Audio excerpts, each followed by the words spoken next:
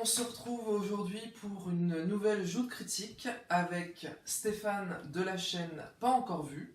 Si vous ne connaissez pas sa chaîne, je vous invite à aller jeter un œil, c'est très très bien. Bonjour. Bonjour Stéphane. Bonjour. Bonjour Léona. On se voit pour la première fois, Ouais. Ça fait pas depuis tout à l'heure que je suis chez toi. Non, c'est ça. On vient juste, voilà. C'est impromptu. Tu passais par là, t'as vu la lumière. Voilà, exactement. C'est ça. Donc aujourd'hui, nouvelle joute critique. Donc comme vous avez pu le voir en regardant le titre de cette vidéo, ce sera une joute critique sur The Strangers ou en coréen Goksung. C'est réalisé par Na Hong-jin, qui est le réalisateur de The Chaser et de Murderer. Donc voilà, donc là on s'apprête à revoir le film pour voilà, que ce soit bien frais avant de faire donc la joute en elle-même. Exactement. On va se remettre le film là. Exactement. On est sur un écran, on va pouvoir profiter un peu de tout ça. Ce que je te propose, vu qu'on est là en plus juste avant le film, c'est de dire quelles notes on a pour l'instant sur le film avant le revisionnage et avant la joute. Avant la joute, ouais. Okay. Moi, je suis pour l'instant à 3 sur 10, ce qui est assez bas. Et moi de mon côté c'était plutôt 8 parce que le film, bon, on en discutera après, mais voilà, pour moi c'était 8. Et bah... ça va fighter. Voilà. On va se taper dessus. J'ai rangé les balles de bédo, ça va. Donc on vous dit à dans quelques minutes pour vous et à dans 2h30, ouais, c'est 2h30 pour nous. Voilà. 2h36, 05. Voilà, quelle précision. Voilà, c'est une marqué. Voilà, à toutes.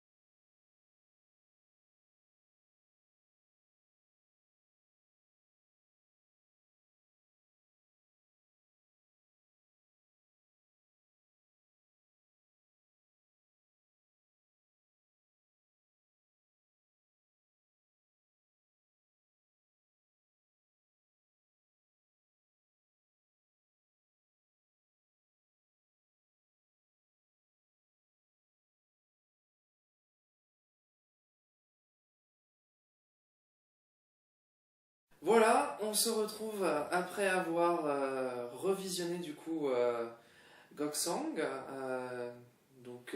Strangers. Ouais, on va dire les Strangers. On fera moins de fautes d'élocution comme ça. En anglais, on est à peu près sûr. Voilà, on va directement passer du coup à nos avis. Je propose que ce soit la personne qui a aimé qui commence. Ça marche. Donc Stéphane. Ok. Ben moi en fait, je me souviens avoir vu le film il y a quelques temps déjà, ça fait un an à peu près. Et en fait, en le revisionnant, j'ai retrouvé les mêmes qualités que j'avais ressenties en allant voir le film. Dans le sens où, pour moi, le film, dans son déroulé, on ne sait jamais à quoi s'attendre.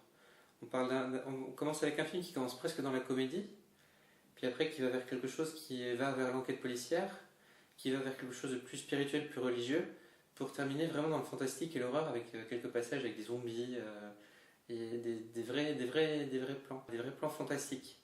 Et à côté de ça, ce que j'ai aimé aussi, c'est toute la partie. Le film est très lent et très calme. Il n'y a pas d'hystérie qu'on peut avoir dans les films d'horreur classiques. Il prend le temps de mettre en place une ambiance, il prend le temps de tout mettre en place bien, jusqu'à ce dénouement final qui est pour moi complètement inattendu. Et c'est ce que j'ai aimé dans le film en fait.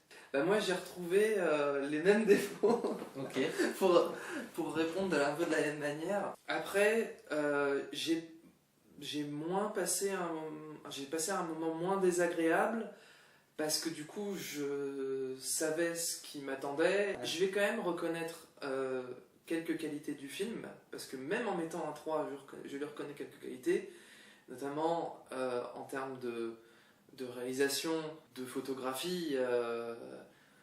faut être de mauvaise foi pour dire que le film n'est pas bon sur ces deux points-là. Techniquement, pour moi, le film il se tient, enfin, il est Voilà. vraiment hyper techniquement, Oui. il est très juste. En termes de réal, d'image, de photos, etc., le film est vraiment très très beau et il y a des plans qui sont très très bien maîtrisés, etc. Donc là, je pense qu'il faudrait vraiment être de mauvaise foi pour dire que c'est raté à ce niveau-là. Donc ça, voilà, ça je le reconnais. Mais c'est inclus dans mon 3, c'est-à-dire que si le film était raté ou médiocre sur la photographie et sur la réalisation, je serais encore plus bas. Je dirais qu'il y a 2 points principaux. Le premier point, ce sont les personnages. Et en particulier, le personnage principal. J'ai envie de lui mettre des claques dans la tête. Ce personnage, il m'insupporte au plus haut point parce qu'il fait que des erreurs pendant tout le film. Alors après, pour moi, tout commence un peu à se décanter, à se déliter à peu près au bout de 1 heure de film. Parce que c'est véritablement à partir de là que les erreurs que fait le personnage central sont pour moi au-delà de l'acceptable. Parce qu'il fait quelques... Enfin, c'est pas qu'il fait vraiment quelques erreurs, si, il y a quand même quelques erreurs qu'il fait dans la première heure de film. Et on nous suggère que c'est plutôt un policier assez incompétent. Mais dans la première heure de film, j'y crois, en fait. Et à partir à peu près quand on arrive à peu près à l'heure de film, là il commence à faire des erreurs. Pour moi, soit c'est pas crédible, soit c'est plus de l'incompétence en tant que policier, c'est de l'incompétence en tant qu'individu. Juste pour préciser où on en est dans ce qui, à partir de quand moi ça commence à me déplaire, c'est quand ils essayent d'aller voir leur suspect numéro 1, donc qui est le personnage du japonais. Donc pas la première fois où ils y vont avec leur guide improvisé qui se fait foudroyer, mais plutôt à partir de la 2e fois où ils y vont, et où ils y vont donc avec donc lui et son collègue flic qui vont fouiller sa maison sans mandat, etc. Mais encore à la limite, c'est pas forcément le moment qui m'exaspère le plus. Ce qui commence à réellement m'exaspérer au plus haut point, c'est quand ils partent, après avoir fouillé, après que le japonais soit arrivé et qu'ils ont trouvé des trucs graves, ils ont trouvé plein de photos, plein de trucs. Enfin, quand t'es flic, tu vois ça, tu te dis, ok, ce mec, il est plus suspect, il est coupable à 90% sûr, quoi. Enfin, bref. Et qu'est-ce qu'ils font? Ils se barrent! Alors, moi, j'ai un point d'explication là-dessus. C'est que si la personne est bien la personne qui recherche, donc le diable, il les a peut-être un peu mindfucké à ce moment-là. Et il les a fait partir à cause de la peur, ou du fait que la procédure est illégale. Et en fait, comme il est manipulateur et qu'il arrive à manipuler les gens, d'une manière générale, il a pu les faire repartir chez eux. On n'a aucun indice. Qui nous indique qu'il a fait quoi que ce soit pour les faire partir, lui. Tout ce qu'on voit, c'est qu'il se barre. Tout le film joue sur la perception et sur le fait que, en fait, ce qu'on voit ou ce qu'on ne voit pas en tant que spectateur, c'est la même chose que pour les personnages. Ce que voient les personnages et ce que ne voient pas les personnages, ça fait partie des choses qui fait partie de la manipulation. Et on retrouve ça. Enfin, le flic principal, le héros principal, ne voit pas les photos. C'est son collègue qui les voit. Et il est tellement choqué qu'il s'en va, il n'arrive pas à prononcer un mot. Mais en fait, le personnage principal, au début, il est tout sauf raciste. C'est un des seuls personnages pas racistes du film au début. Ouais. Et c'est ça qui est vachement intéressant, c'est que le mal, justement, comme c'est le diable qui est incarné, toute la manipulation de ce personnage, c'est de faire ressentir toutes les choses mauvaises de tous les gens. Et de toutes les croyances que les gens ont, de les pousser à fond pour qu'ils engagent du mal.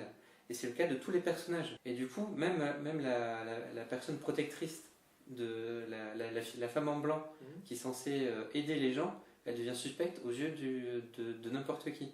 Et pour moi, ça fait partie de la manipulation du diable.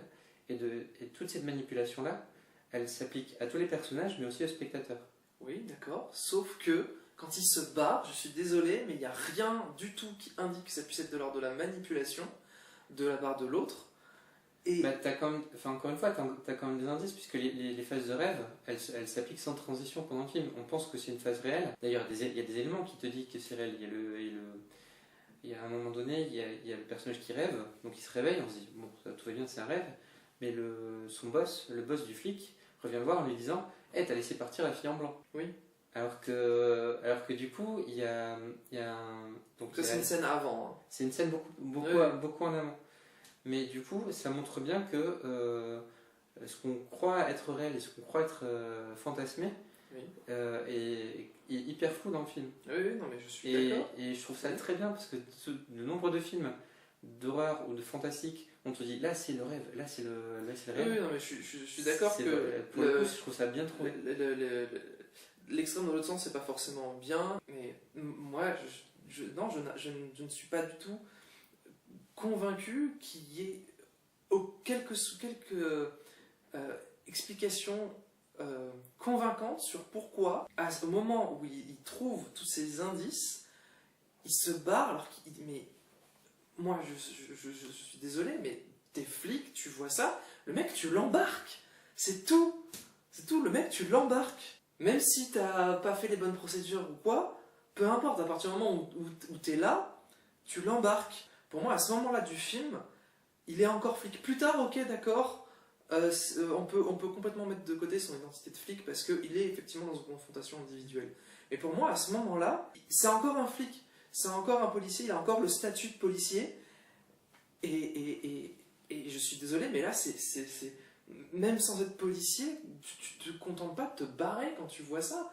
Soit t'es flic et tu l'embarques, soit t'es pas flic et tu préviens les flics. Enfin, je sais pas. La réaction, pour moi, elle est au-delà de l'incompétence en tant que policier, c'est de l'incompétence en tant qu'individu. Et il y a ce passage-là qui commence à ce moment-là, je sais pas si je peux dire que je suis exaspéré, mais Ça sort du film. c'est à ce moment-là que j'ai mon premier facepalm en fait.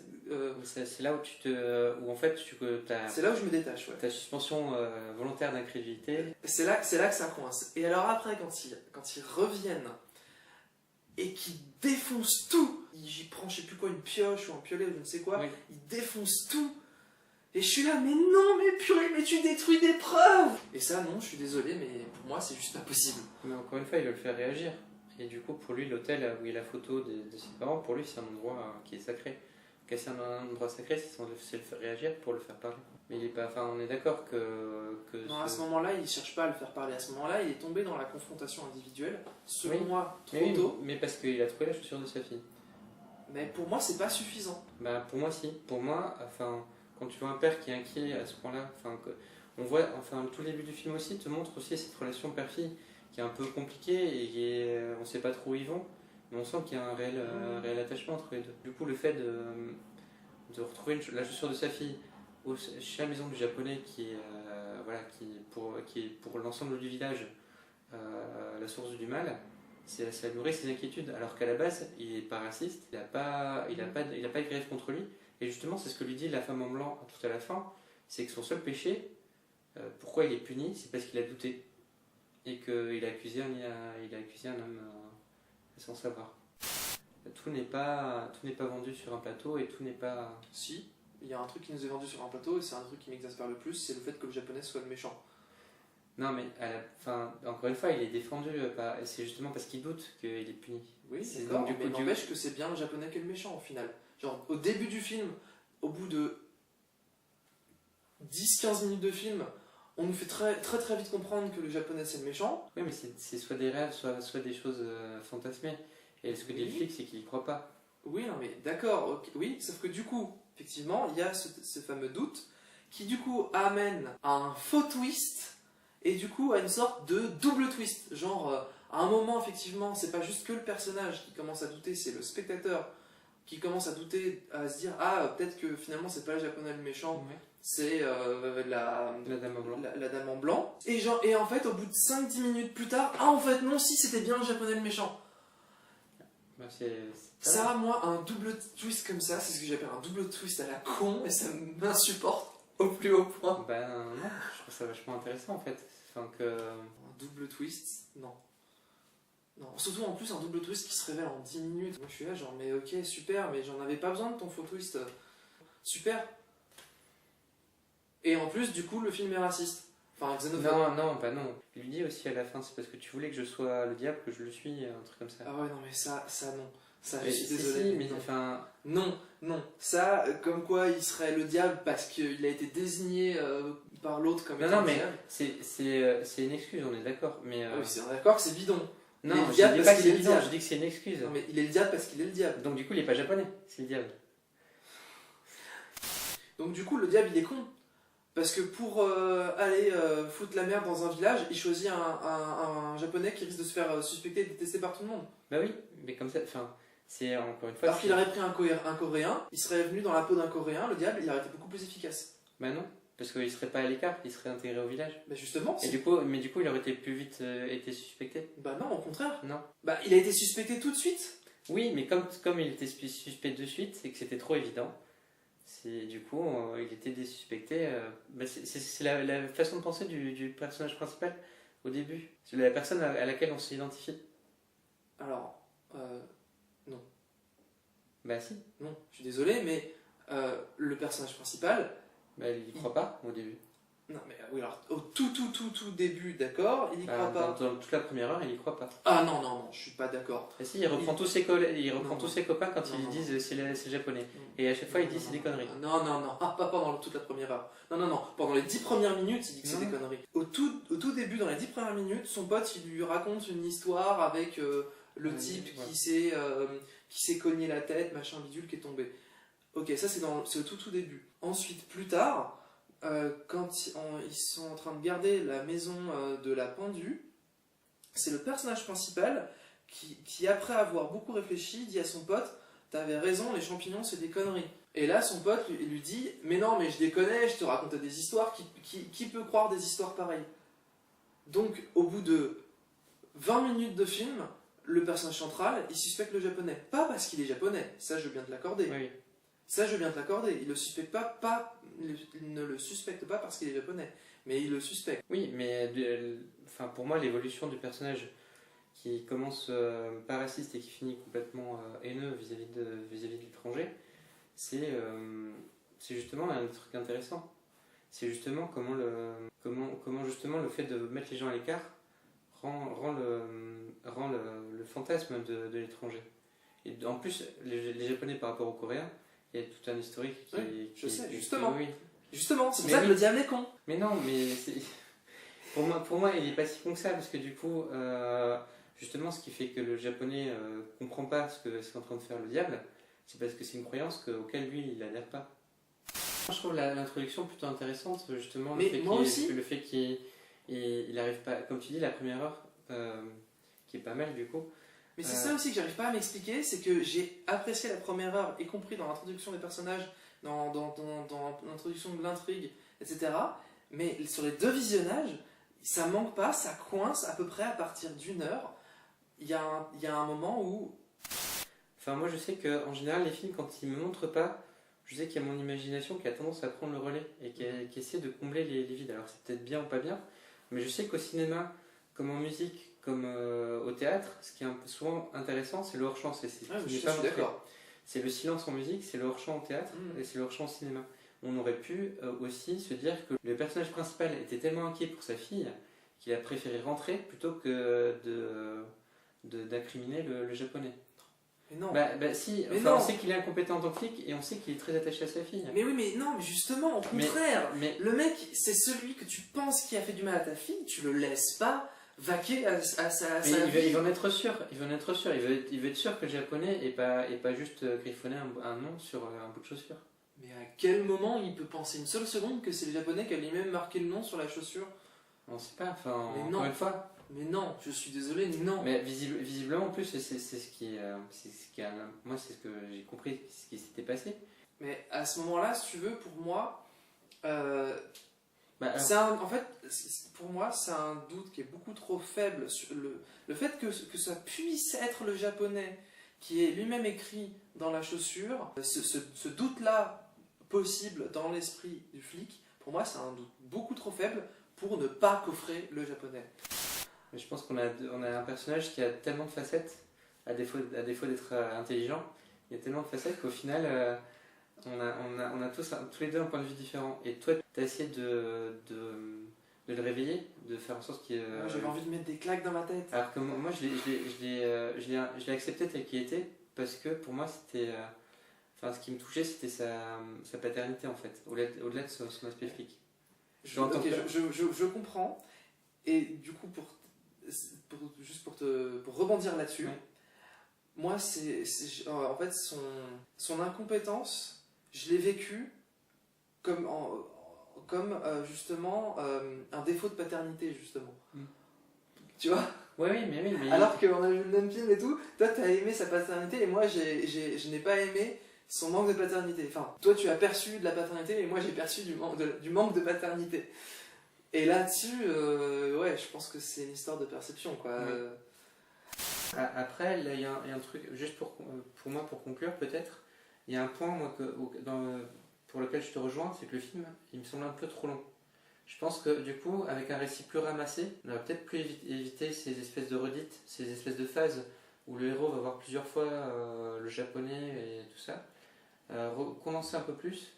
Et je sais que toute la phase chamanique où il faut intervenir le chaman, je sais qu'au cinéma, je l'ai bien vécu, mais au cinéma, c'est à ce moment-là où j'ai commencé à trouver le film un peu long. Alors, moi, bizarrement, j'ai beau ne pas avoir aimé le film, j'ai pas forcément trouvé le film long, donc je suis pas forcément d'accord avec ta critique. Bah, alors ok. alors que tu fais une critique négative et là, je suis pas d'accord. Ouais, bah, on a un désaccord total sur ce film. Hein. Là, on pourra pas faire mieux. Mais ceci dit, quand tu dis que ça pourrait éventuellement justement permettre d'éviter qu'ils reviennent plusieurs fois chez les Japonais, etc., du coup, je vois effectivement là où le film aurait pu y gagner à être moins long. Voilà, simplement, j'ai pas ressenti de la longueur, moi personnellement, mais ce que tu viens de dire fait sens. Je pense qu'on va pouvoir s'arrêter là-dessus. Le soleil est en train de tomber, hein. C'est pour ça qu'on a allumé la lumière et Voilà. tout, parce qu'il commence à faire nuit, tellement on a discuté. Trop longtemps. Ouais, suffisamment, je pense qu'on a pu exposer nos points. Oui, bah non, mais c'était très intéressant quoi qu'il en soit. Je pense qu'on a vu que ça se jouait beaucoup sur la perception du film à l'échelle individuelle. Même si j'ai le sentiment que mes critiques sont justes. Bah, les miennes aussi, enfin, moi je pense pas avoir dit de bêtises en Moi parlant non du film. Moi non plus. Donc, Mais voilà, on n'a pas forcément reçu le film de la même manière, quoi. Pour réellement conclure, du coup, je propose de redonner nos notes, donc du coup les actualiser s'il y a besoin de les actualiser. Moi personnellement, je reste à 3 malheureusement, malgré cet échange somme toute assez intéressant. Je reste convaincu de la justesse de mes critiques, même si je sais que c'est subjectif. Voilà. moi je reste sur mon 8 parce que toutes les qualités techniques, toutes les qualités de narration, voilà, même si on n'aime pas les personnages, je trouve que c'est un film intéressant à voir. C'est pour ça que voilà, on n'en voit pas beaucoup des films comme ça. C'est aussi pour ça que je vous invite à le découvrir aussi. Après, oui, vous aurez peut-être un ressenti comme Scoyat ou comme le mien. C'est le risque, mais je pense que prendre des risques, c'est aussi. Tout à fait. C'est important aussi au cinéma. On peut pas juste aller voir que des films qu'on aime. Je suis tout à fait d'accord. Voilà, n'hésitez pas du coup à nous donner votre avis dans les commentaires sur ce film si donc vous l'avez vu, à dire si vous êtes plutôt d'accord avec Stéphane ou avec moi, ou pas forcément avec une personne mais avec quelque chose qui a été dit, enfin bref, n'hésitez pas. Si vous avez des éléments en plus à rajouter, il y a peut-être des choses qui nous manquent en termes de compréhension, il y a peut-être des choses qu'on a loupées nous aussi. Je sais qu'il y a certaines personnes avec qui je discutais qui prétendaient que le japonais n'était pas le diable. Là on l'a pas abordé puisque toi ce n'est pas ton opinion, mais je sais qu'il y a des gens qui m'ont essayé de me défendre ce point de vue là. J'ai vu des trous dans les mains à un moment donné. Ouais, il y a ça notamment qui peut être un indice comme quoi c'est pas le diable. Enfin bref, on va pas se relancer maintenant. Non. N'hésitez pas si vous avez des choses à dire. Et également, s'il y a des films que vous voudriez voir avec le format ajout critique, n'hésitez pas à en faire la demande. Voilà, donc on vous laisse là-dessus et on vous retrouve sur la chaîne The Cinematic Fools pour une prochaine vidéo très rapidement, pour une prochaine ajout critique très rapidement également. Et surtout, n'hésitez pas à aller jeter un œil à la chaîne de Stéphane, son émission pas encore vue. Et si vous connaissez pas, c'est très très sympa. Il parle de films que j'ai pas vu. Qu'il a pas vu. Voilà. Allez-y, c'est très Non, mais c'est bien fait normalement. Enfin, normalement, ça passe. Voilà. Ciao. Salut.